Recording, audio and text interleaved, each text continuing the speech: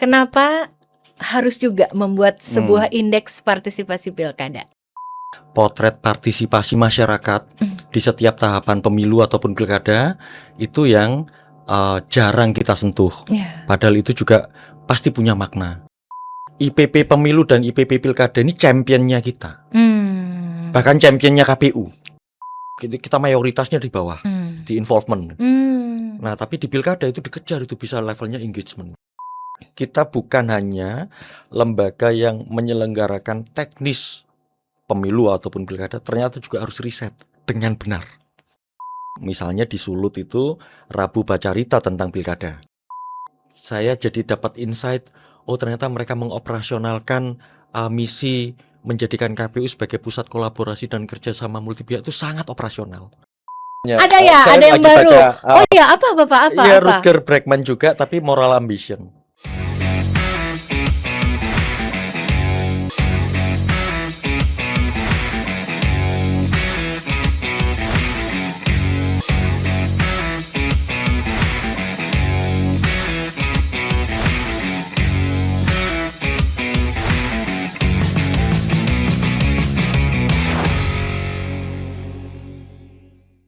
Halo, apa kabar teman pemilih semuanya? Terima kasih ya Anda selalu setia di kanal YouTube Komisi Pemilihan Umum Republik Indonesia.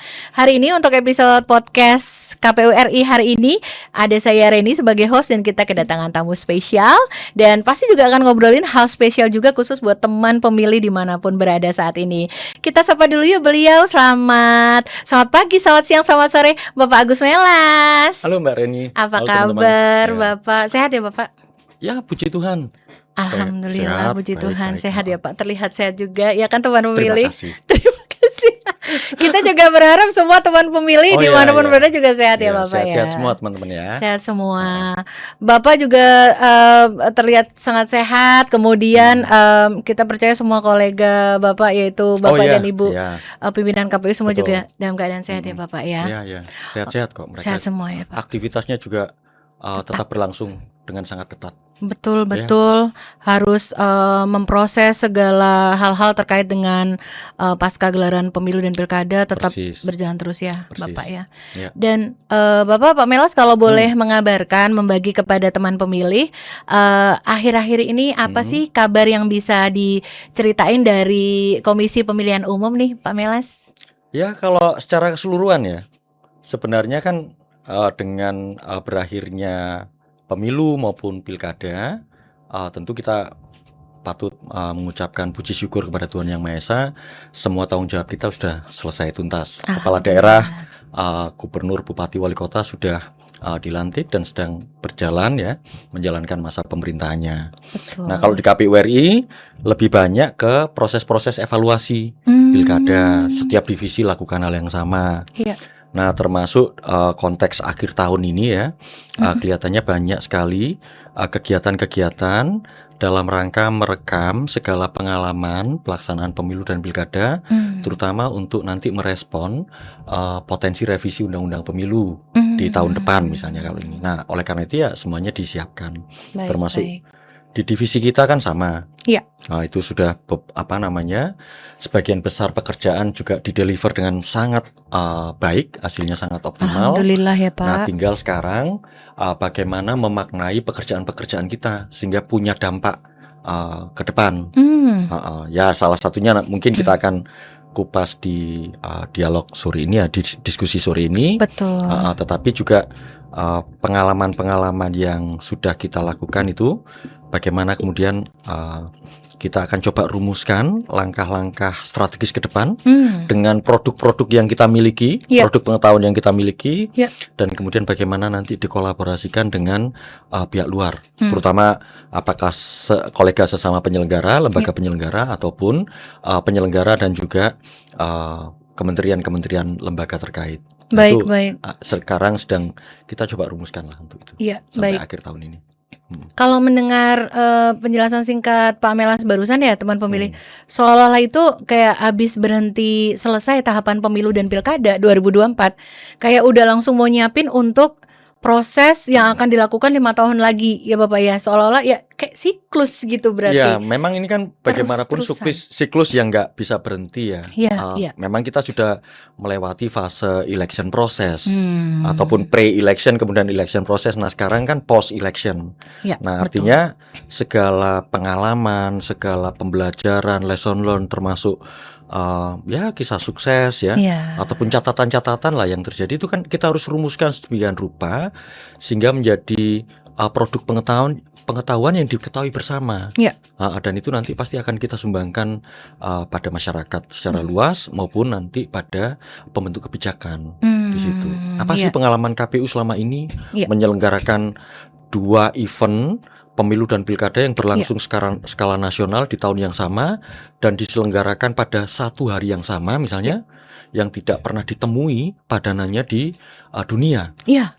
Nah, apakah nanti di 2029 akan skemanya berlaku sama atau ada perubahan itu ya nanti bergantung pembentuk undang-undang. Betul Bapak.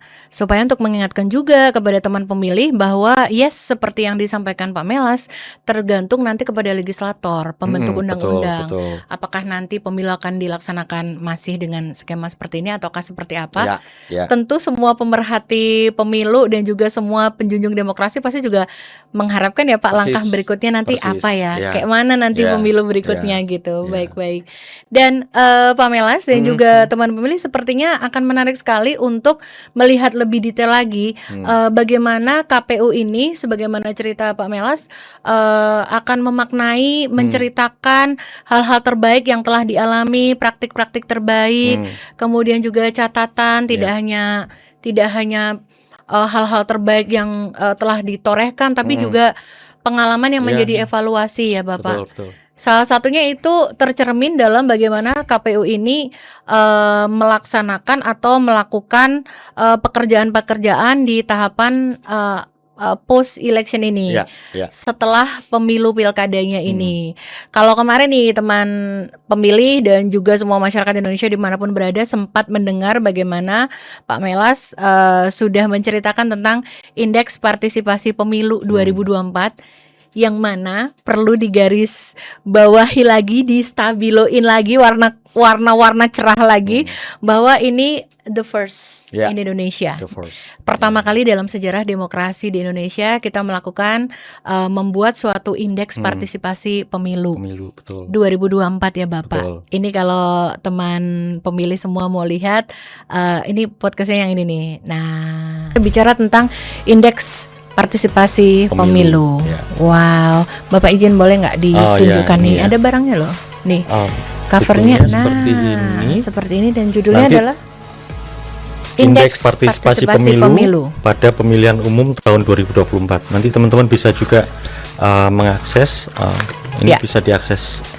Betul. Ini nanti kita tampilkan di gambar sebelah Bapak. Ya, ada di situ nanti bisa di-scan. Nah, itu teman pemilih nanti boleh klik dulu kalau ada yang teman pemilih baru sekarang mampir ke podcast KPU RI, kita sudah ngobrol tentang indeks partisipasi pemilu. Betul.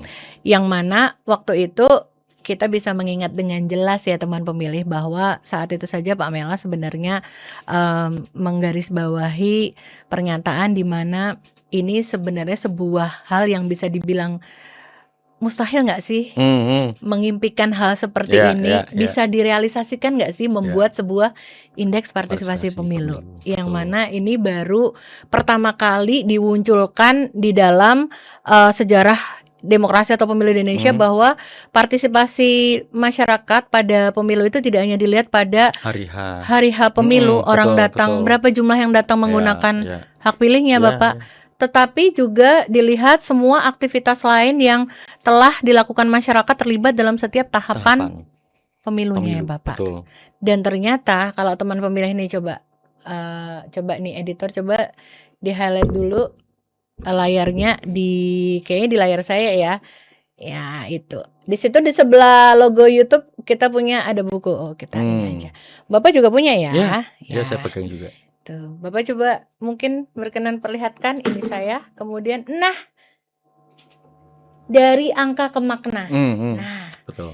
Ini ternyata di atasnya sudah dikasih judul Bapak, Indeks Partisipasi Pilkada 2024. Wow. Pak Melas dan KPU tidak berhenti teman pemilih. Jadi setelah kemarin Hmm. indeks partisipasi pemilu 2024 dan sekarang sudah ada di depan mata dan sudah tercetak dengan baik sampai menjadi buku dengan Betul. ISBN-nya. Ya.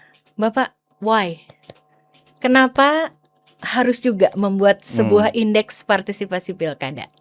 Nah, ini pertanyaannya menarik ya. Iya.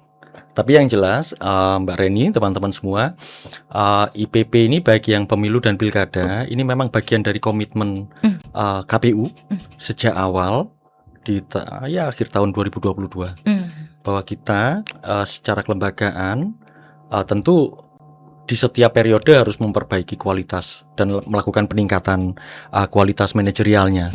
Ya. Tetapi tidak bisa kita abaikan bahwa berbagai data informasi yang kita miliki yang sangat berlimpah ruah itu dan otoritatif itu bisa disusun sedemikian rupa menjadi satu produk pengetahuan. Nah, yang paling penting selama ini kan lagi-lagi pemilu itu selalu dimaknai ya tentu kalau kompetisi, adu gagasan program ya kontestasi itu normal. Tetapi bagaimana kemudian potret partisipasi masyarakat di setiap tahapan pemilu ataupun pilkada itu yang jarang kita sentuh. Padahal itu juga pasti punya makna selain numerik-numerik yang kemudian kita bisa susun. Nah, mengapa IPP pilkada? Ya karena memang meskipun pemilu dan pilkada itu sama-sama pemilihan, tapi kan ada skema-skema yang berbeda. Nah, kemarin kita lihat kalau di IPP pemilu lebih banyak itu concise dengan tahapan, ada 11 program tahapan, maka variabelnya juga menentukan 11 itu yang kira-kira jadi variabel untuk kita hitung ya, kita maknai. Nah, kalau yang di pilkada memang ini bagian dari evaluasi IPP pemilu yang kemudian ada catatan juga dari teman-teman Satker agar misalnya gini, satu nih contoh, mereka juga menginginkan agar voters turnout itu juga dihitung dan diberikan bobot yang berbeda, tidak disetarakan. Oke. Makanya kemudian kita diskusi dengan tim peneliti dan kemudian bobotnya diberikan bobot yang lebih. Nah, kalau yang di IPP untuk pilkada ya, indeks partisipasi pilkada itu ada 5 variabel, mulai dari pendaftaran pemilih, kemudian pencalonan, kemudian kampanye, sosialisasi, dan yang terakhir voters turnout-nya. Nah, jadi ada 5 variabel.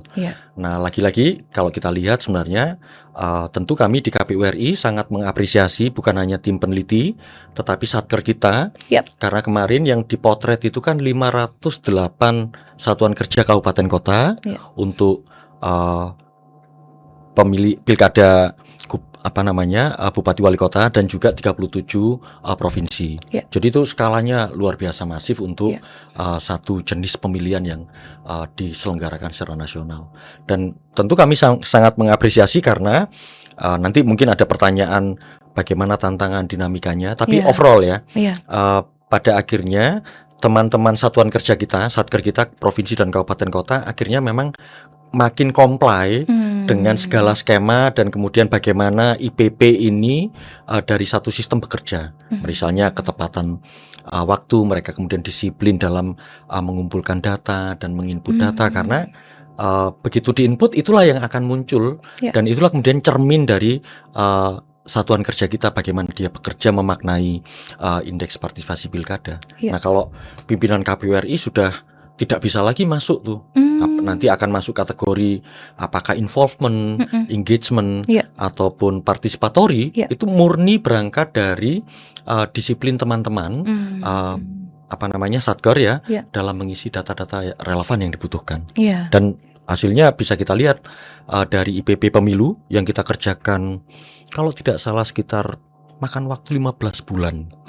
Nah, di IPP pilkada itu ketika mereka sudah terbiasa familiar dengan sistemnya bekerja, kurang lebih 9 sampai 10 bulan. Dan hasilnya lebih luar biasa lagi. Begitu ya, Bapak ya. Hasilnya tertangkap, terpantau seperti itu. Persis. Lebih well prepare gitu. Well prepare dengan sangat baik. Betul. Iya, baik. Dan kalau dari cerita Bapak, tadi patut kita mengingatkan teman pemilih bahwa proses 9 bulan 10 Ya, bulan yang dilakukan oleh teman-teman Satker dalam menyusun IPP untuk dan di pilkada tengah tahapan ya. itu Betul, Bapak, di betul, tengah sambil betul. teman-teman tersebut berproses menyelenggarakan pilkada di lokus masing-masing. Persis, Ini luar biasa persis. sekali, Ya, itu betul. jagoan lah itu teman-teman. Jagoan, Heeh. kayak lebih dari sekedar apresiasi dan penghargaan ya Pak kepada teman-teman kita di Satker Iya, ini ya Bapak ya. dan itu kalau kita lihat waktu peluncuran Mm-mm. indeks partisipasi pemilu ya, pada saat penutupan kalau tidak salah, saya Iya. ingat betul Pak Ketua, Mm-mm. Pak Afifuddin, Iya. itu menyebut IPP pemilu dan IPP pilkada ini championnya kita, bahkan championnya KPU. Yap. Salah satu ya, kita punya lah produk-produk champion lain ya, Yap. tapi IPP ini karena pertama kali kita produksikan dia Iya. di KPU periode ini, Betul. dan mungkin pertama kali sepanjang pelaksanaan pemilu dan pilkada. Baru kali ini di pemilu 2024 dan pilkada 2024 ada indeks partisipasi pemilu dan pilkada yang Ya. dilakukan oleh KPU. Ini champion kita ini. Dan Betul, secara betul. metodologi juga sangat ketat, luar Iya. biasa. Iya. Dan hasilnya juga kita bisa lihat kok, memperbandingkan IPP pemilu dengan IPP pilkada, pergerakannya bagaimana. Itu kita bisa lihat tuh, Iya, berdasarkan data betul, yang ada. betul, betul. Termasuk juga nanti kita akan bisa melihat atau mengukurnya dari bagaimana teman-teman Satker itu bereaksi terhadap ketika kita menanyakan kembali gimana kemarin memproses IPP pilkadanya Ya. gitu. Ternyata excitement yang muncul itu hal yang boleh dibilang kalau bahasa anak sekarang tuh priceless gitu Bapak. Excitementnya, kesenangannya, keriaannya, keriangnya juga itu Bapak itu ternyata bisa dijelaskan dengan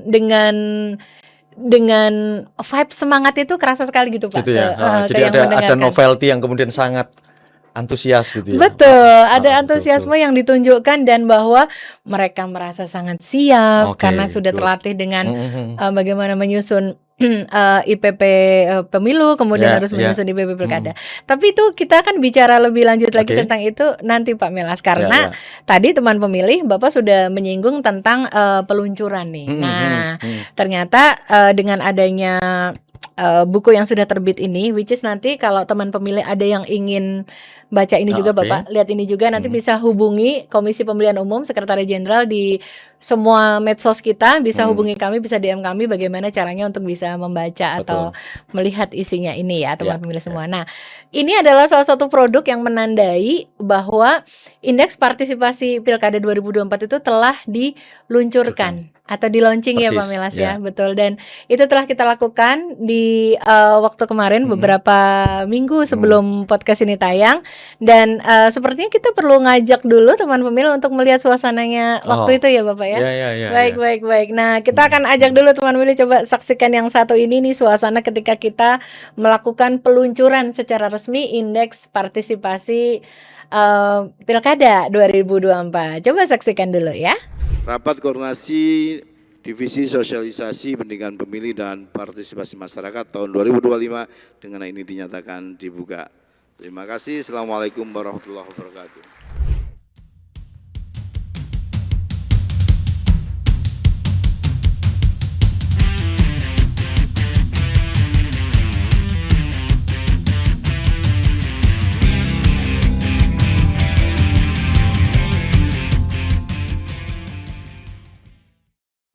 Nah, itu tadi teman pemilih dan Pak Melas, kita sudah ajak teman pemilih ya untuk melihat suasana saat itu ya Bapak ya. Baik, dan itu memang diluncurkan secara resmi oleh Komisi Pemilihan Umum bersama segenap jajaran pimpinan, dan kita menghadirkan perwakilan dari KPU provinsi. Ya, untuk turut menyaksikan deklarasi resminya bahwa inilah indeks partisipasi Pilkada 2024 yang telah dilakukan bersama-sama seluruh jajaran KPU RI. Baik. Dan teman pemilih, kita masih akan cerita lebih banyak lagi, mendengar lebih banyak lagi dari Pak Melas. Jadi jangan kemana-mana, tetap di podcast KPU RI hanya di kanal YouTube Komisi Pemilihan Umum Republik Indonesia.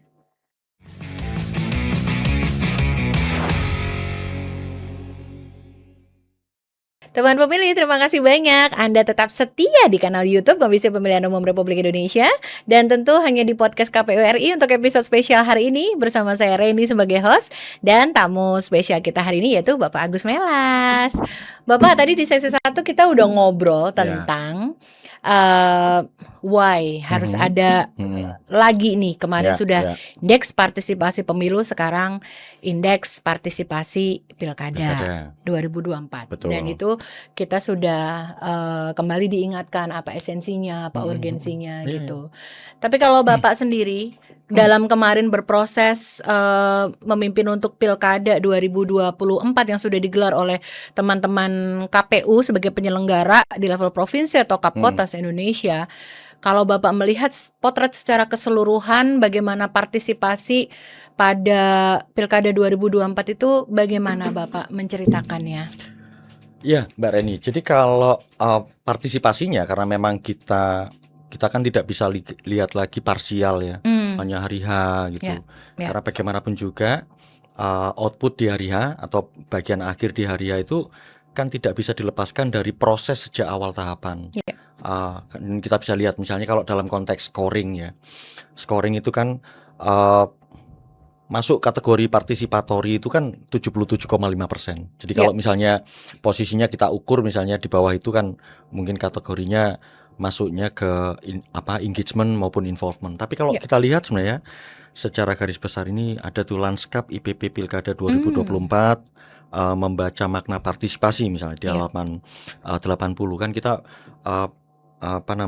menggunakan ya selain indexingnya ya kan kemudian keluar tuh misalnya dari sisi registrasi pemilih overall secara nasional itu teman-teman kita bisa nilai itu 71,82% dalam konteks registrasi pemilih. Dalam konteks pencalonan 65,16%. Dalam konteks kampanye bisa 69,47%.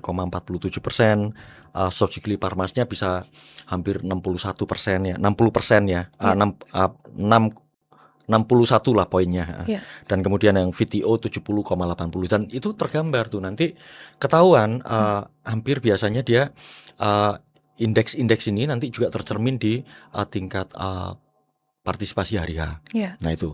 Nah tapi secara keseluruhan kalau kita juga bisa maknai begini, data-data ini kan membantu kita untuk bisa memahami secara kualitatif. Ini kan kuantitatifnya muncul dengan kuadran-kuadran tertentu. Tapi secara kualitatif, kalau kemudian diasumsikan misalnya pilkada ini ada semacam kelelahan, fatigue ya karena kita belum selesai pemilunya kan baru selesai, kemudian tahapannya juga beririsan dengan pilkada. Ternyata kalau kita lihat di lapangan ya, mungkin saja saya tidak bisa membantah bahwa faktor-faktor kelelahan itu muncul mungkin. Tetapi kalau dilihat dalam konteks kinerja kita, ternyata tidak juga. Karena teman-teman di daerah itu ternyata paham betul kalau misalnya ada situasi kelelahan ini, maka teman-teman di provinsi dan kabupaten kota itu harus bagaimana. Jadi membalik situasi jadi lebih bergerak dengan lebih aktif. Nah itu nanti akan muncul terlihat misalnya di setiap tahapan dengan indexing yang muncul angka-angkanya, tetapi juga bisa dimaknai dalam konteks bagaimana kemudian ragam inovasinya yang mungkin akan di bagian-bagian akhir kita bahas di situ. Betul. Nah tapi yang jelas KPU lagi-lagi membuktikan kepada publik bahwa dirinya mampu untuk menjalankan tugas dan tanggung jawabnya dengan sangat luar biasa, menjadi instrumen yang bukan hanya penanggung jawab utama dalam konteks penyelenggaraan pilkada, tetapi juga menjadi stimulan, memfasilitasi stimulasi lah buat merangsang antusiasme publik. Jadi kita bisa lihat bahwa memang tren partisipasi dalam konteks turnout memang kalau di pilkada ya itu lebih turun dibandingkan pemilu nasional, tetapi di misalnya pilgub gitu turnoutnya kan sekitar 74%. Kalau di pemilihan bupati wali kota sekitar 71%. Nah tapi kalau kita telisik lebih dalam itu angkanya bisa berbeda-beda di situ dan itu menunjukkan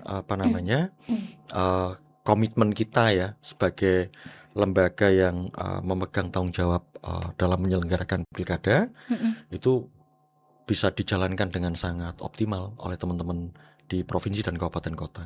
Iya, Gitu. iya, Itu harus betul, diakui, betul. itu tidak bisa dibantah itu.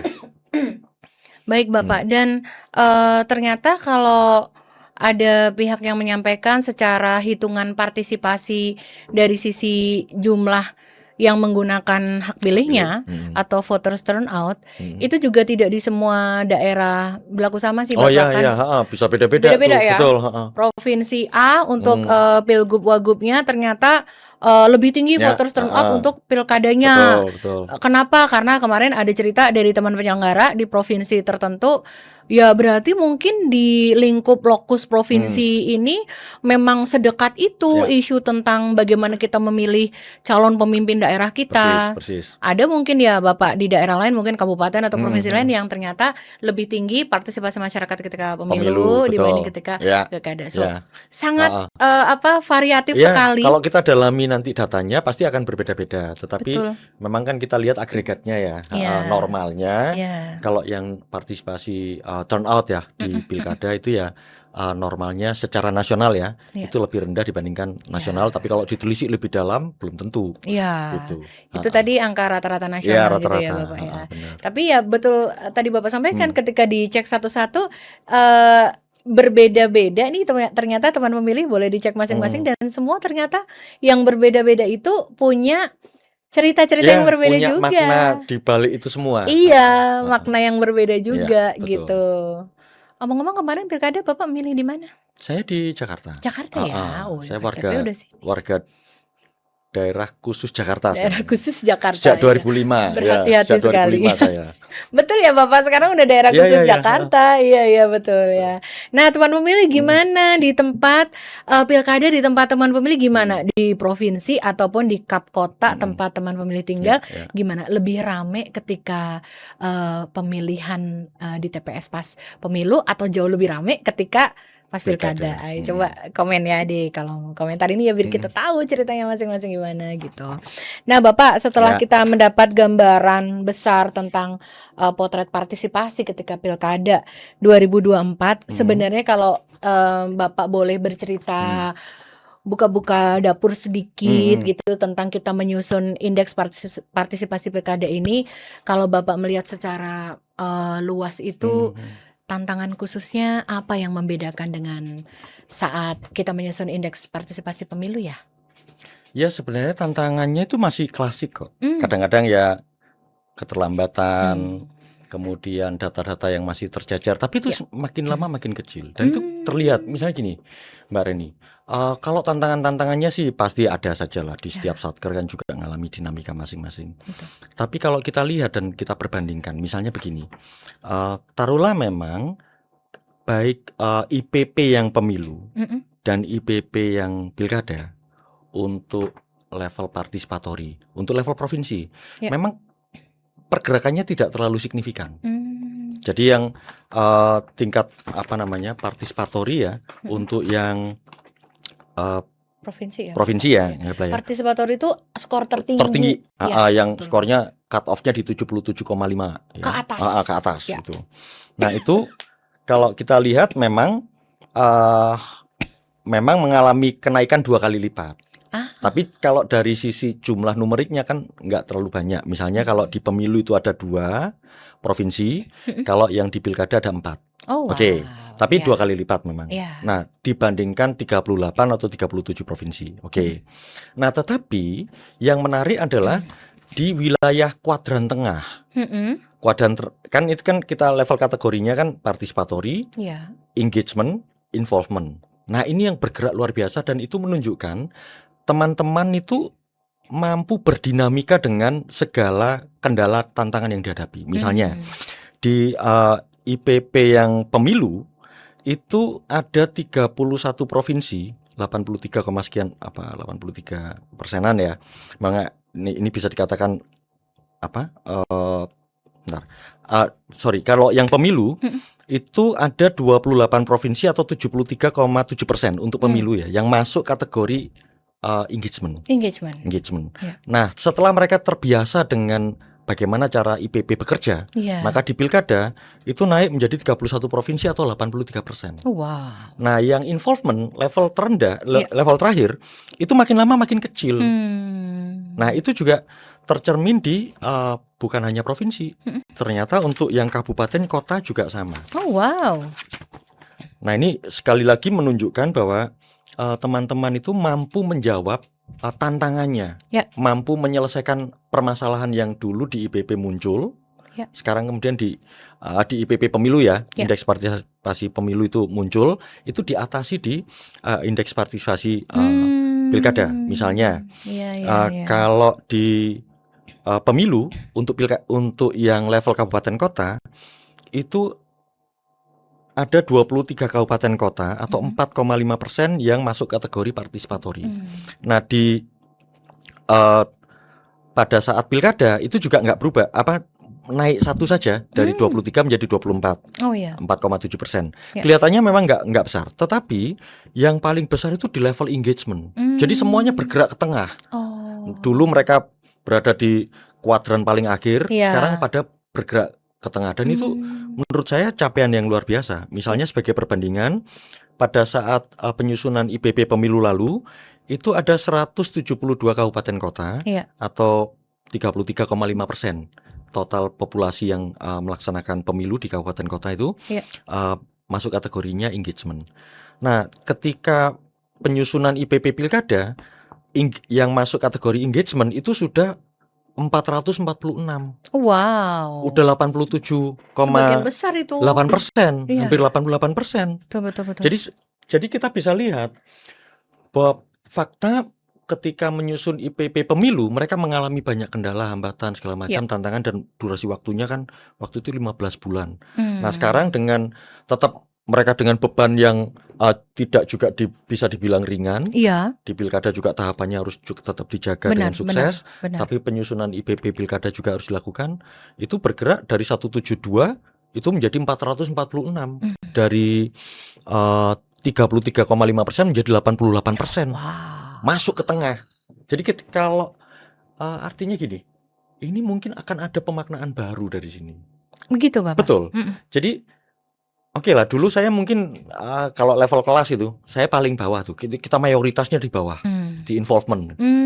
Nah, tapi di pilkada itu dikejar, itu bisa levelnya engagement. Iya. Itu udah kualifikasi yang luar biasa. Ya. Karena kalau misalnya dari involvement langsung lompat ke partisipatori mungkin juga nggak mudah, kan gitu. Karena kan harus melewati kuadran dan ukuran-ukuran yang sekian variabel, 5 variabel yang harus diisi. Tapi sebagai satu fakta, kalau dari 100 dari awalnya 33% menjadi 88% itu kan ya hampir lebih dari 2 kali lipat kan? Iya, it's a wow ya, Wow, Pak ya. It's benar, a wow. Gitu. Itu yang tadi Hampir 3 kali lipat bahkan itu. hampir ya, Bapak ya, hampir 3 lipat kan? kali.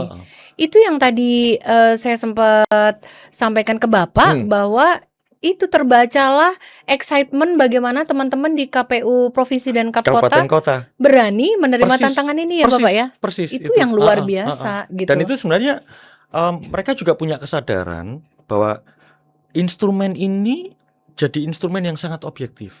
Ketika kita subjektivitasnya masuk, ketika kita nyusun variabelnya apa, kemudian penilaiannya pembobotan, tapi begitu selesai disepakati sebagai instrumen yang nanti akan dipergunakan, maka faktor-faktor subjektivitas sudah diabaikan. Dan mereka kalau saya baca ya, teman-teman pada akhirnya sadar ini objektivitasnya sangat kuat. Jadi akan sangat bergantung kita kok ngisi data dengan benar, disiplin tenggat waktunya. Betul. Nah, itu semua terinput dan itu hasil kita akan tercermin. Dan ini kelihatan tuh. Betul. Dari 33% menjadi 88% tuh.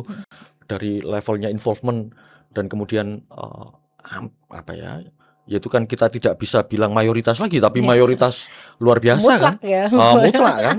Udah levelnya engagement gitu. Iya, betul. Gradasinya kan udah naik dalam konteks partisipasi pemilu ataupun partisipasi pilkada dan partisipasi politik. Iya, itu luar betul. biasa tuh. Itu apresiasi yang setinggi-tingginya ya, Oh Bapak ya, ya, itu kepada udah ampun semua deh itu. penyelenggara pemilu. Saya juga nggak menyangka itu. Nggak Dari sangka ya, Pak ya. Benar. Betul. Karena normalnya kan ya bantalan yang paling akhir itu biasanya mayoritas yang gede gitu. Iya. Makin lama makin menyempit. Kalau dari segitiga itu yang besar gini, lama-lama segitiganya makin kecil gitu. Iya Semua iya bergerak Bapak, ke tengah. bergeraknya ke Oh, tengah.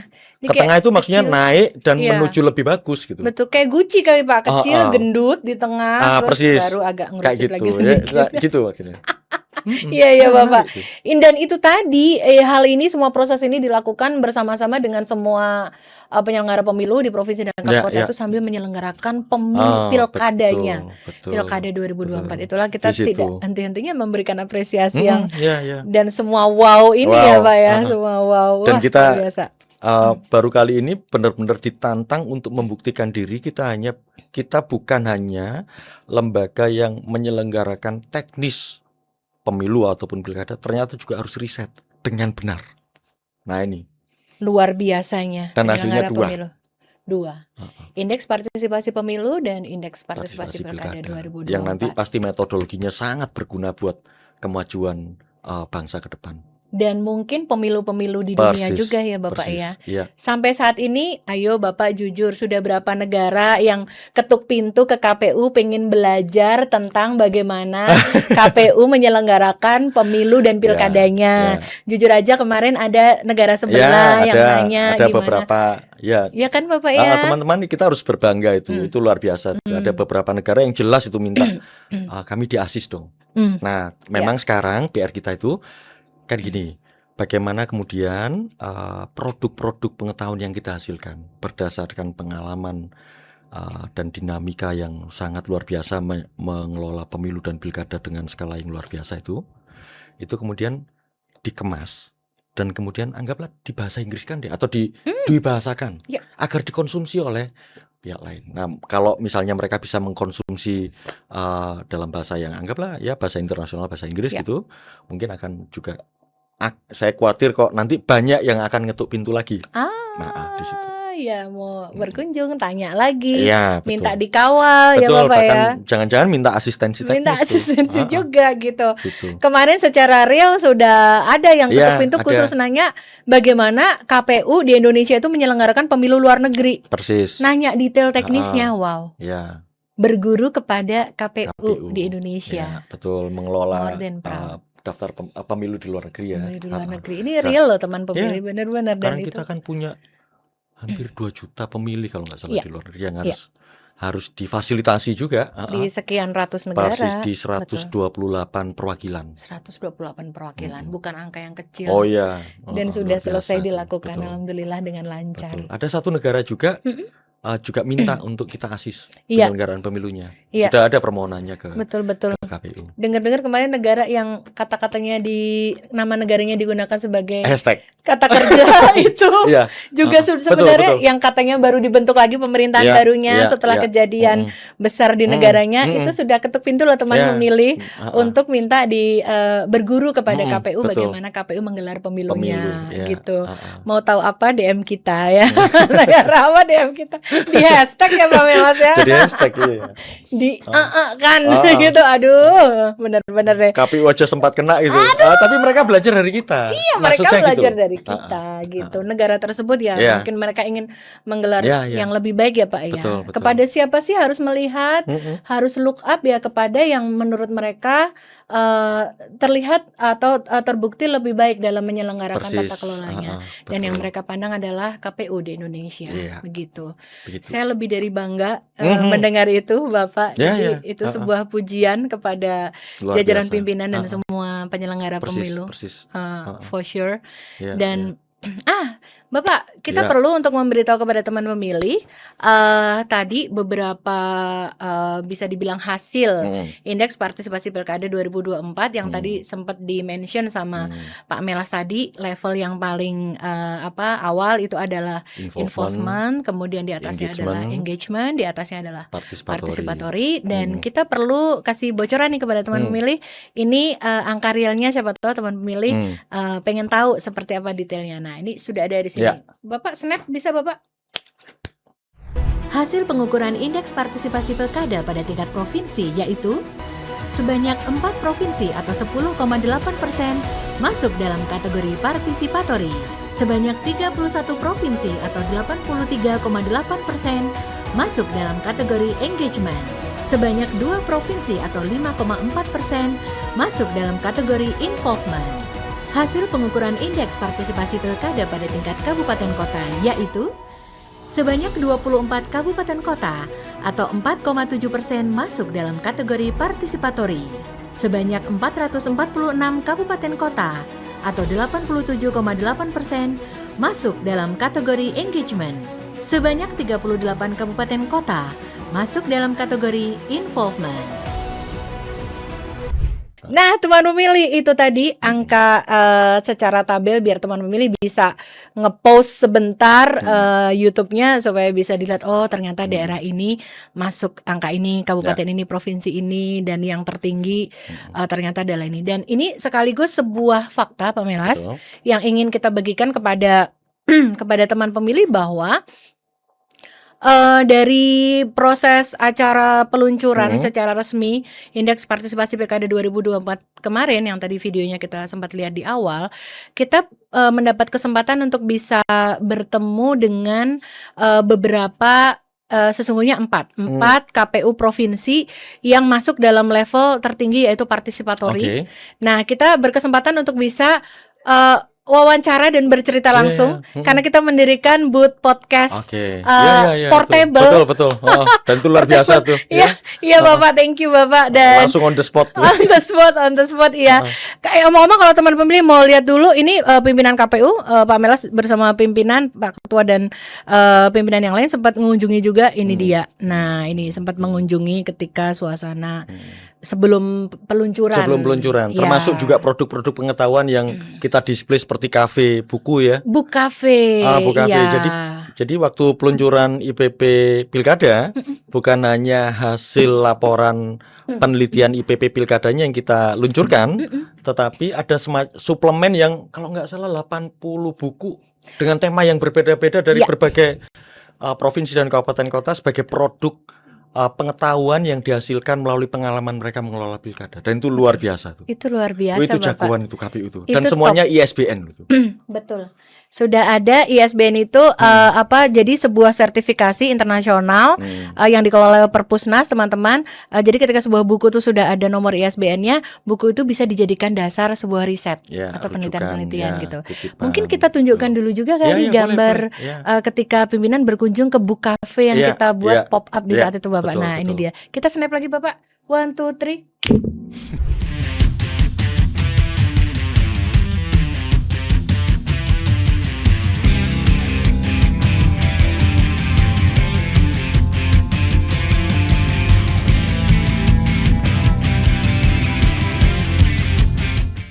Nah, udah lihat kan teman pemilih ya, itu koleksinya luar biasa. Sekali lagi seperti yang disampaikan Pak Melas, itu buku yang diproduksi oleh semua KPU provinsi dan kota. Beberapa yang memang memiliki passion yang sama dalam ingin meninggalkan rekam jejak dari penyelenggaraan pemilu pilkada ini. Judulnya keren-keren. Oh iya, luar biasa tuh. Pengen baca. Terus Bapak masing-masing ada beberapa provinsi kap kota yang belum sempat membuat, mau membuat, itu dicuri-curi foto dulu gitu, judulnya, daftar isinya, covernya juga, ada covernya yang cover nggak tanggung-tanggung loh Bapak, keren-keren, cakep-cakep dilihatnya. Itu kan akhirnya jadi semacam contagious effect gitu ya, tapi positif, menular, jadi orang semua tergugah loh, provinsi itu atau kabupaten kota itu bisa bikin, masa kita nggak bisa bikin? Padahal pengalamannya sama. Dan mungkin ada sesuatu yang sangat khas di kita gitu. Kekhasan itu yang kita ceritakan di situ. Bukan hanya dalam bentuk buku sebagaimana laporan atau punya novelty tersendiri, bahkan dalam bentuk sastra itu. Ada loh Bapak. Di salah satu provinsi hampir kayak jadi novel tuh. Novel lah itu. Ada itu Bapak. Ini salah satu teman di provinsi ini menggandeng memang penulis novel untuk bisa berkolaborasi menceritakan sebuah kisah pemilu yang mereka kelola menjadi sebentuk novel. Dari desainnya juga itu. Coba kalau pengen tahu nanti komen ya, kita kasih lihat yang ini nih bukunya dan ini KPU yang bikin gitu. Itu jadi dari angka ke makna itu bukan hanya dipahami dalam konteks IPP-nya, tetapi suplemen-suplemen yang dihasilkan oleh banyak provinsi dan kabupaten kota dalam mengelola tahapan-tahapan pilkada itu juga pemaknaan yang berbeda, dan itu Betul. secara kualitatif menunjang IPP itu. Betul. Jadi IPP itu hanya puncak saja, Hmm. tapi penyangganya itu pada saat peluncuran ada sekitar kalau nggak salah hampir 80 judul buku yang berbeda. Iya, Gitu. betul. Dan masih akan menyusul. Masih akan bertambah, Bapak. Betul. Sebagaimana di biro-biro juga di Iya. di pusat pun juga kan beberapa biro tertentu masih Iya. akan menyusun buku-buku. Saya juga beberapa spesifik. kali di meja saya juga ada disposisi untuk permohonan ISBN. Nah. Artinya kan proses yang menyusul tuh. Masih berjalan terus, berjalan. Bapak, di Betul. kami. Betul. Iya. Dan Bapak tadi sempat kita singgung sebelum kita sampai ke obrolan Book Cafe, kita sempat bertemu dengan beberapa 4 KPU provinsi dengan Oke. level partisipatori atau tertinggi. Ya. Dan ternyata ini kita beruntung sekali kita bisa merekam Mhm. obrolan tersebut dalam itu tadi Pak studio ya, podcast portable kita tadi ya. Dan itu nanti akan kita tayangkan juga Oke. Bapak di Ya. kanal YouTube Betul. kita. Betul. Tapi kalau Bapak sama teman pemilih penasaran, kita akan terbitkan dulu. Kita akan kasih spoiler dulu suasana ketika kita lagi podcast sama 4 KPU provinsi tersebut. Kita harus snap lagi Bapak. 1, 2, 3, go. Masyarakat Samin ya? Iya, suku Samin Suku di Samin. Kecamatan Sukolilo di Kabupaten Pati. Itu salah satunya. Iya. Bantengan itu gimana sih Pak? Bantengan itu kayak kesenian banteng ya. Banteng itu kayak tarung gitu. Oh, yang gitu. lagi viral itu dengan musik DJ-nya itu. Kalau angka partisipasi saat pilkada itu sampai berapa ya? Kalau disusul sendiri, kami sampaikan di tahun 2024 ini tingkat partisipasi pilgub kemarin ada di angka 71,5. Wah. Ya. Menggagas Pilkada Sulut ramah lingkungan. Oh, begitu.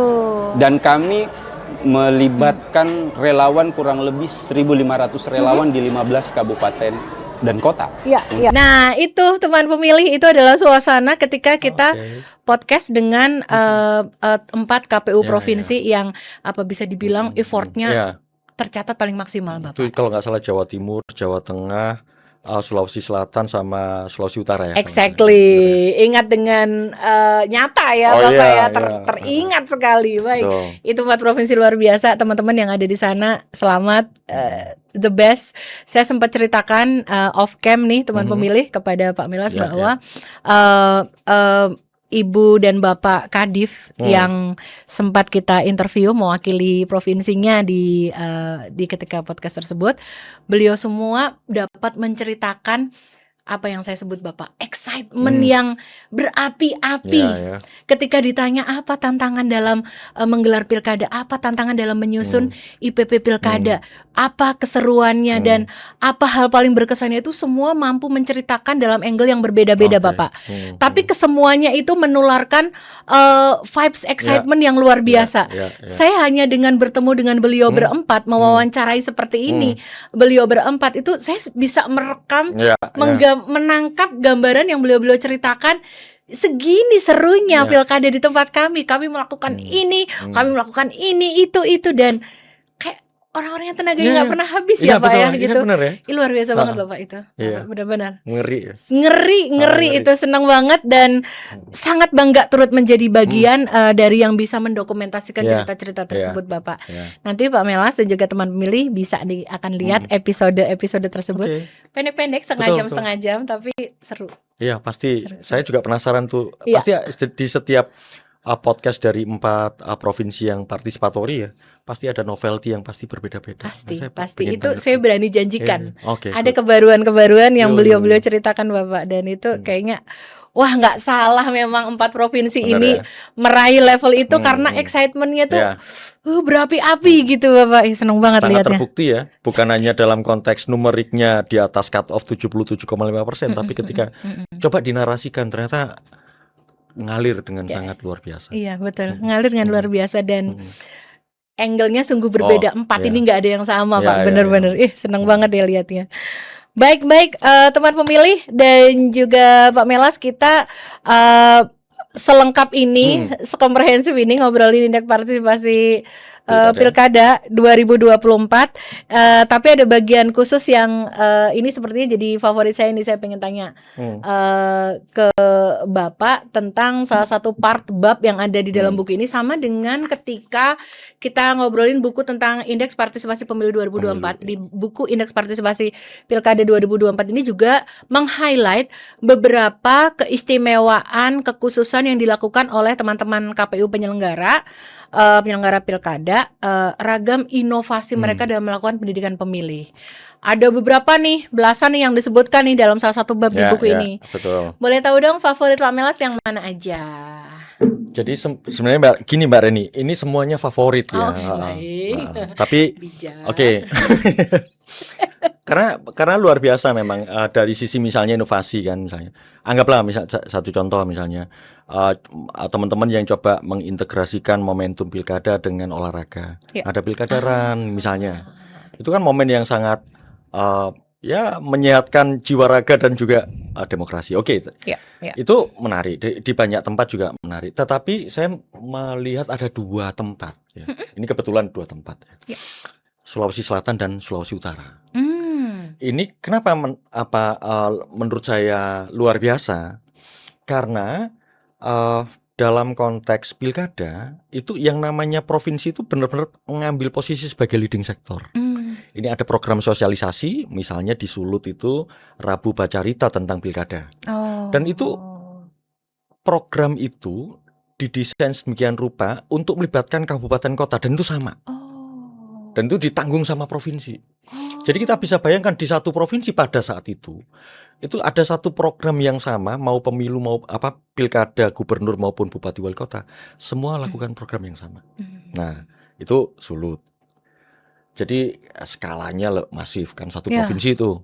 Kalau di tempat lain mungkin ada satu tempat yang ini, tapi mungkin tidak berdampak ke kabupaten kotanya misalnya, atau hanya berlaku untuk kabupaten kota itu saja.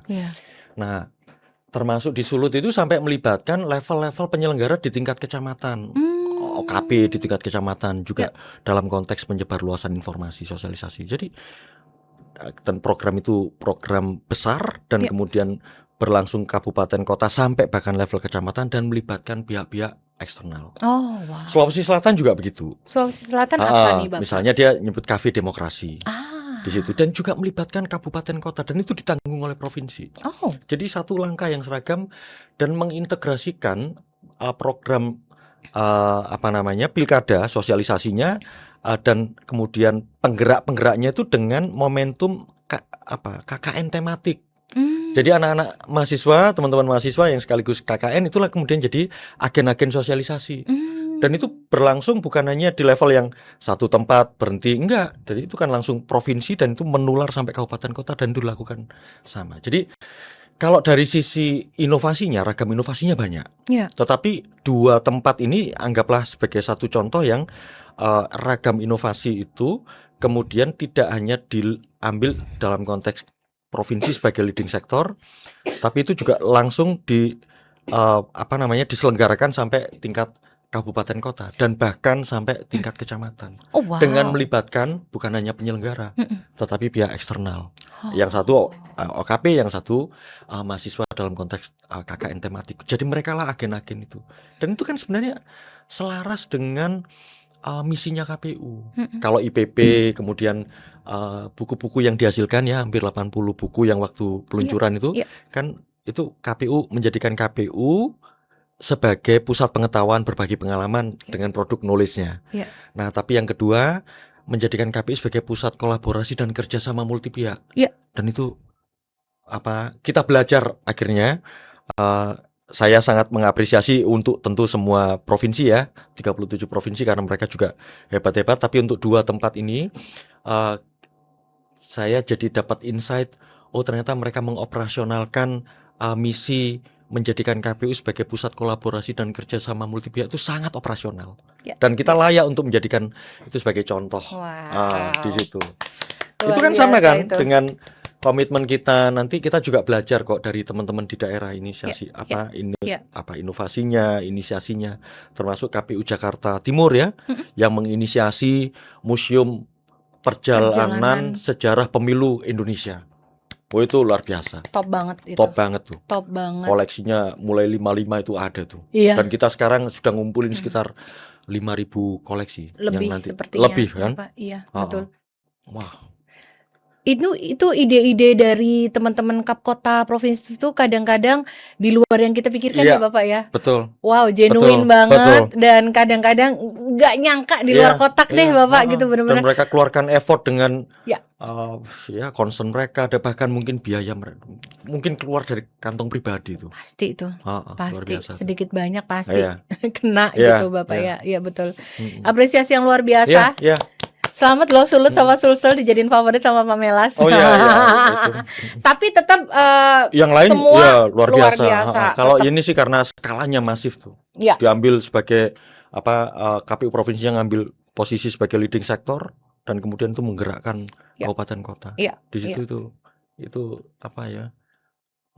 Ya itu yang saya bayangkan lah sebenarnya. Sebenarnya begitu. Iya. Betul Iya. Bapak. Sebuah hal yang jadinya melekat dalam pikiran, menjadi bagian dari hal yang patut untuk dihargai dan dikenang Iya. dalam memori Iya, kita ya betul, Bapak. betul. Luar biasa banget. Gitu. Semangat untuk semua teman-teman setanah teman-teman. air. Kerja keras yang luar biasa dan tergambarkan dengan sangat baik, terdokumentasikan dengan sangat Iya. baik. Nah Bapak, sebelum kita mau mendengar pesan Bapak tentang apa yang akan Bapak lakukan berikutnya, ada satu pertanyaan untuk Bapak. Kejutan sih sebenarnya, nggak diskripkan. Jangan, Betul. semoga berkenan. Bapak, apa yang paling Bapak Baca buku lagi. bukan? Bukan Bapak. Itu Saya- terus ya Pak. Saya ada lagi soalnya. Ada ya, Saya ada yang lagi baru. baca, Oh iya, apa Bapak? Apa? Iya, Apa? Rutger Bregman juga, tapi Moral Ambition. Oh wow. Saya sedang proses. Kali ini belum selesai. belum selesai. Dia bercerita tentang apa Pak? Sudah Iya. kebaca belum? Ya manusia ya normal dengan Ambisi, ambisi-ambisinya. moral ambition. Dan itu hal yang Moral yang ambition. bagus kok. Bapak, saya selalu ceritakan ke orang-orang loh tentang Bapak pernah membaca tentang Humankind, Rupert Bregman, Ya. dan di situ menceritakan, karena itu hal yang out of my mind gitu, Iya, ketika Bapak menyampaikan pada dasarnya manusia itu aslinya baik. Manusia dalam keadaan terdesak itu akan keluar aslinya, yang itu ternyata bukan agresif, Ya. bukan ngamuk, marah-marah apa, Malah ternyata bukan. solidaritas gotong royong. Ternyata itu, dan itu membekas sekali Pak, dan saya selalu di setiap momen-momen membagikan cerita tentang buku, saya selalu Ya. ikut menceritakan buku itu. Ya dia kan awalnya buku itu malah utopia. Hmm. Utopia itu kayak skema kesejahteraan lah. Jadi untuk mengentaskan kemiskinan tuh sebenarnya negara kasih aja platform dasar, setiap warga negara atau setiap keluarga itu punya pendapatan yang, kalau dia belum bekerja kasih aja subsidi. Jadi nanti dia produksi itu. Jadi dia konsumsi. Ya, Kalau konsumsi maka sektor produksi akan bergerak karena sektor permintaan kan. Ya. Dan itu akan mutar ekonomi gitu. Nah itu pikiran itu. Nah kemudian baru Humankind. Oh. Nah yang ketiga ini Moral Ambition. Moral Ambition. Saya sedang baca. Nanti berarti cerita ya Bapak di podcast Boleh, berikutnya ya. boleh. Itu soal apa gitu. Ya biar nunjukin ke teman-teman lah. Saya masih baca kok. Iya. Ya harus ya Bapak, ini kan biar dicontoh masih juga baca ya. buku kok selain selain ini ya Iya. kan. Betul. Nah, Bapak, pertanyaan asli Ya. saya, Oke. karena kita sudah ada di tahapan pasca, after the election, pemilu dan pilkada. Mbak, di titik ini apa yang paling Bapak kangenin dari situasi pemilu pilkada kemarin, Bapak? Paling ini tersimpan dalam relung hati. Ya ini ya. Harus jujur ya Bapak. Iya, benar. Mm-mm. Kadang-kadang situasi ketegangan itu kan naikin endorfin ya. Itu juga menarik gitu. Padahal deg-degan. Iya, memang deg-degan, tapi kan itu sambil nguji. Sebenarnya ini sesuatu yang sejak awal kita sudah mitigasi risikonya, dan itu kita yakini masih dalam kontrol kita. Tapi memang sebelum masalahnya selesai kan kita masih ada pertanyaan gitu, apakah selesai dengan cara apa. Nah, deg-degannya sudah mulai banyak menghilang. Jadi ada yang hilang gitu. Kok nggak kayak gitulah dulu gitu. Gitu. Dulu kan Gitu. itu kayak apa ya, kita ini selalu kayak punya alarm alami untuk stay alert gitu. Awareness itu muncul terus gitu. Habis ini apa? Iya, Habis ini apa? jangan sampai ya kayak mungkin kalau istilah teman-teman Gen Z itu FOMO gitu ya. Jadi lebih baik jangan sampai terlelap karena jangan sampai ketinggalan Nggak sesuatu. ketinggalan gitu. Ah, Iya, ah. iya. Oh, Nah, begitu wow. situasi mulai normal, Ya. kok gini ya? Kok ada Kok yang nggak hilang kayak ya? dulu ya? Deg-degannya kok nggak Iya, sebesar kemarin ya, oh, Pak? gitu. Oh, gitu Nah, ya. itu ada Baik, juga baik, yang baik. hilang lah. Baik, baik, baik. Tapi kalau dalam konteks pelaksanaan penyelenggaraan keseluruhan Ya. ya, tanpa bermaksud kita mau cari pembenaran defensif, ya kita harus akui kita menghadapi dinamika-dinamika yang tidak mudah. Kami dalam konteks organisasi harus ambil keputusan. Mungkin di kemudian hari keputusan itu dianggap kontroversial. Ya beberapa isu macam-macam ya. Ya, ya. Oke, kita tidak bisa ya saya tidak mau defensif lah. Ya itulah fakta apa adanya. Nanti kami akan sampaikan pada pembentuk kebijakan. Baik. Pilihan-pilihan kebijakan itu kami harus ambil di antara ya alternatif yang tersedia. Iya. Tapi ya kita sudah lakukan. Ya ini hasilnya. Dan kami coba merekam semua proses itu dengan baik. Dan Baik. itu kita tunjukkan kok melalui produk pengetahuan yang kita hasilkan. Baik, baik, Dan itu baik. lintas divisi. Ya, Itu luar ya. biasa. Betul, betul. Ya. Baik, baik Bapak. Terima kasih sudah berkenan membagikan rasa yang tersimpan ya Bapak. Ini kan pasti setiap pimpinan juga menyimpan Ya pasti itu. Refleksinya relung-relung masing-masing. tersendiri. Betul, Benar, betul Bapak. Dan refleksinya. kami percaya semuanya Ya. untuk kebaikan proses pemilu yang semakin membaik di masa depan kita. Kalau begitu kita tiba ke pertanyaan intinya Bapak. Setelah pemilu Pilkada 2024, Oke. IPP pemilu, Indeks Partisipasi Pilkada juga sudah terbentuk, terwujud, berhasil diwujudkan. Dan Oke. apa berikutnya Bapak? Nah, ini menarik kan. Jadi ya kalau kita ibaratnya mesin kan tetap harus dia langsam ya, tetap bergerak. Meskipun mungkin intensitasnya tidak berbeda dengan yang di tahapan momentum tahapan. Tapi yang jelas begini sekarang. Kalau dari dua misinya KPU, menjadikan KPU sebagai pusat pengetahuan dan berbagi pengalaman tentang kepemiluan, kita sudah menghasilkan banyak produk. Nanti tinggal penyempurnaan aja. Misalnya, mungkin nanti IPP pemilu dan pilkada nanti akan dikonsumsi oleh banyak pihak, bergantung level pihaknya ya. Misalnya kalau kampus akan membaca lagi metodologinya bagaimana, mungkin disempurnakan. Tapi produk pengetahuan itu sangat berlimpah. Dan itu kita sudah hasilkan. Jadi saya relatif menyatakan itu sudah sangat optimal. Nah, sekarang PR yang kedua adalah menjadikan KPU sebagai pusat kolaborasi dan kerjasama multi pihak. Ini sekaligus tantangan. Jadi banyak kerjasama kita, kolaborasi kita pada saat pemilu dan pilkada memang sudah kita lakukan. Tetapi mana yang bisa dijadikan sebagai semacam role model pakem gitu ya, baru itu yang menyisakan satu tantangan tersendiri. Nah itu PR kita. Nah sekarang kita punya begini nih.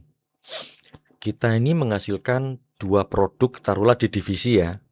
Nah, divisi kita kan banyak tuh. Championnya ini champion. Kemudian taruhlah yang di Humas, kemudian Monef KIP itu juga mungkin akan jadi champion tersendiri. Nanti yang di Sosdiklis dengan Museum Nasional itu juga jadi champion tersendiri. Nanti di divisinya Mbak Reni juga sama, di bagiannya Mbak Reni juga sama, di hubungan antar lembaga juga sama. Nah sekarang ada satu PR. Kita punya IPP pemilu dan pilkada. Pertanyaannya, kalau kemudian dua data ini di cross itu ketemu benang merah apa? Apakah bisa menghasilkan produk baru yang kita bisa maknai? Kan ini dari angka ke makna. Yang kedua, KPU punya produk Indeks Partisipasi Pemilu dan Pilkada. Bawaslu punya Indeks Kerawanan Pemilu dan Pilkada. DKPP punya Indeks Kepatuhan Etik dari penyelenggara pemilu. Kalau misalnya 3 indeks ini kira-kira di crosskan gitu, dikolaborasikan akan jadi, apakah akan memunculkan produk baru? Apakah memunculkan pemaknaan baru? Dan kemudian apakah bisa kita sumbangkan dalam konteks Indeks Demokrasi Indonesia yang dikerjakan oleh eksekutif? Nah itu what next-nya itu yang menurut saya jadi satu tantangan. Makanya itu yang saya maknai sebagai ya semacam knowledge sector inisiatif. Jadi kita KPU punya inisiatif, punya pengetahuan, Ya. dan kita punya sektor sendiri. Ya. Nah, jadi kalau nanti dari konteks penyelenggara ada IPP, ada IKP, ada ICAP. Ya, coba kalau kemudian kita teruskan. Nah, artinya kan bukan hanya 3 level kelembagaan, tetapi juga 3 level tim peneliti yang mungkin berbeda. Nah, itu juga Ya. tantangan menarik ke depan. Baik. Nah, yang kedua, gini, KPU itu punya pendidikan pemilih. Ya. Nah, kita punya modul pendidikan pemilih berkelanjutan. Bawaslu itu punya pengawasan partisipatif. Kemendagri punya pendidikan politik kewarganegaraan. Nah, dalam konteks knowledge sector inisiatif. Kalau kita kolaborasikan, kita kerjasamakan akan seperti apa? Misalnya, oke, kalau di pemilu kemarin mungkin KPU sebagai leading sektor Ya. dalam konteks Ya. pendidikan pemilih. Nah, Bawaslunya mungkin dalam konteks supporting dalam konteks pengawasan. Ya. Nah, mungkin Kemendagri mungkin lebih banyak di belakang. Tapi nanti di non tahapan mungkin bisa berbeda. Kemendagri akan jadi leading sektor Ya. dalam konteks pendidikan politik kewarganegaraan secara umum. Nah, kemudian ada konteks kepemiluan dari KPU, ada konteks kepengawasan dari Bawaslu. Nah, ini juga tantangan-tantangan tersendiri. Jadi nanti kolaborasi dan kerjasama multi pihak itu bukan hanya jargon. Nah, itu yang kita ingin operasionalkan. Nah, itu yang sampai akhir tahun ini kita coba, apakah nanti ada pertemuan-pertemuan antar lembaga, mempertukarkan segala pengetahuannya, Ya. Ya. dan kemudian memaknai pengetahuan-pengetahuan yang kita produksi itu, Ya. dan kemudian apakah bisa memunculkan kerjasama baru. Ya. Nah, itu Ya. kita juga sembari lihat formatnya. Ya. Itu Baik, yang baik. sedang kita rumuskan lah terutama dari saya dan nanti pasti ke biro, ke bagian-bagian. Selain produk-produk champion yang sudah kita siapkan, Ya, ya, menurut ya. saya itu akan sangat luar biasa. Baik, baik. Mm-mm.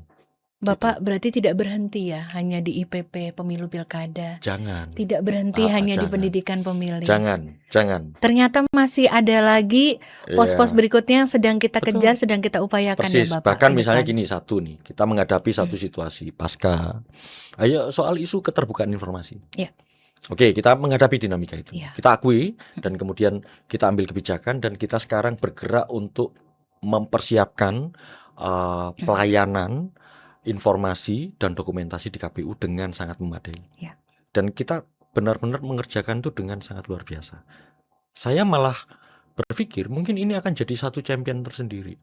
Dan itu nanti bisa jadi KPU akan jadi rujukan bagi badan publik lain untuk belajar bagaimana mengelola informasi, menjadi badan publik yang kemudian memiliki informasi, memiliki dokumentasi yang kemudian bisa menyediakan mekanisme yang sangat proper Ya. ketika harus menyediakan layanan informasi. Menurut saya itu ada potensi KPU akan jadi rujukan. Nah, ini yang sedang kita persiapkan dan itu saya kira dalam konteks perencanaan 2026. Ya. Dan Ya. jangan salah, bahkan IPP pemilu dan IPP pilkada ini sudah jadi basis untuk Renstra KPU dan kemudian perencanaan program KPU ke depan. Jadi kita tahu tuh perencanaan program KPU 2026 tahun 2026 itu tidak berangkat dari nol, tidak berangkat dari sesuatu yang pengandaian. Ya. Karena kita tahu ini sudah ada basis datanya. Di pemilu itu dari 11 variabel yang diukur, variabel mana yang tinggi, variabel mana yang rendah, Ya. mana yang harus diintervensi ketahuan. Di pilkada juga demikian, dari 5 variabel mana yang kemudian participatory engagement sampai involvement, mana yang harus diintervensi kan Ya. kita tahu. Jadi kita nggak berangkat dari nol. Betul. Ternyata ini tuh bukan sebuah cerita tentang bagaimana kita menyelesaikan sebuah tahapan. Persis. Ternyata exactly seperti sebuah siklus. Iya, siklus. Yang disebut seolah-olah seperti akhir ini ternyata sebuah awal Awalan. untuk proses Betul, berikutnya. Betul, tapi kita nggak berangkat dari nol. Kita sudah pada Ya. titik mana, Ya. kita kembangkan lagi. Betul. Itulah selama ini yang kita hasilkan sebenarnya. Iya. Mm-mm. Baik Bapak, terima Gitu, kasih telah Mbak Reni. membagikan sebanyak itu Sama-sama. kepada kita semua teman pemilih. Jadi udah tahu kan bocorannya, kedepannya itu akan dilakukan apa saja oleh KPU. Semua temuan-temuan ini akan menjadi dan semua upaya-upaya ini akan menjadi itu Basis tadi. perencanaan program, Ya, pembacaan kita dalam konteks kebijakan. Kita Betul, akan betul. menyumbangkan dalam konteks perubahan undang-undang politik, perubahan undang-undang pemilu dan sistem kepartean, saya kira itu. Ya, kita sudah punya modalnya. ya betul-betul. Luar biasa Bapak. Betul. Tetap semangat Bapak dan segenap jajaran pimpinan. Sama-sama. Tidak pernah berhenti untuk berkarya menghasilkan masukan-masukan bagi demokrasi di Indonesia. Luar biasa banget Bapak, dan kita ingin sekali lagi menyampaikan kepada teman pemilih Oke. buat yang pengen banget baca isi buku Indeks Partisipasi PKD 2024 ini isinya apa aja, boleh ya DM kita di media sosial, nanti kita kasih tahu caranya gimana biar bisa baca atau lihat isi buku ini, karena spesial banget produk yang hanya dimiliki oleh Komisi Pemilihan Umum Persis. di negeri ini, ya berarti cuma Ya. di KPU aja Betul. untuk bisa baca ini ya. Jadi silakan teman-teman kalau pada mau DM ya. Bapak, kami ngucapin terima kasih banget. Sama-sama. Terima kasih banyak Bapak. Terima kasih sudah untuk mampir. ini ya jajaran Biro Parhubmas ya, yang udah luar biasa, ampun deh tuh. Sama-sama Bapak. Dihajar untuk memastikan itu IPP pemilu deliver, IPP pilkada deliver. Kerja-kerja betul. kreatifnya juga harus muncul. Iya. Itu anggota gengnya Pak Melas. Iya, itu semua. Kita semua. Informasi Iya. publiknya harus bagus. Aduh, Iya, ampun iya, deh. iya. Hubungan antar lembaganya juga harus jalan. Iya. All aspek ya Bapak ya. Ampun, ya. Iya. Dan saya yakin kok kerjanya teman-teman di bagian-bagian itu jadi champion sendiri-sendiri. Iya. Nggak ada Iya. bandingannya tuh. Betul. Ah. Thank you Bapak apresiasinya. Terima kasih banyak. Sama-sama. Bapak jangan bosan, nanti mampir lagi di podcast KPU RI ya Oke, Bapak ya. ya, Selagi ya. nanti ada cerita-cerita baru kita bagi kepada teman pemilih. Ya, dan teman pemilih terima kasih banyak udah selalu setia menyimak semua podcast KPU RI dengan menghadirkan cerita-cerita yang pasti akan menginformasi teman pemilih semua tentang kepemiluan di tanah air. Dan jangan lupa untuk saksikan juga podcast KPU RI episode berikutnya juga yang pasti cerita-cerita dan tamu-tamunya tidak akan kalah menginspirasi juga. Podcast KPU RI terdepan bicara kepemiluan. Sampai ketemu lagi.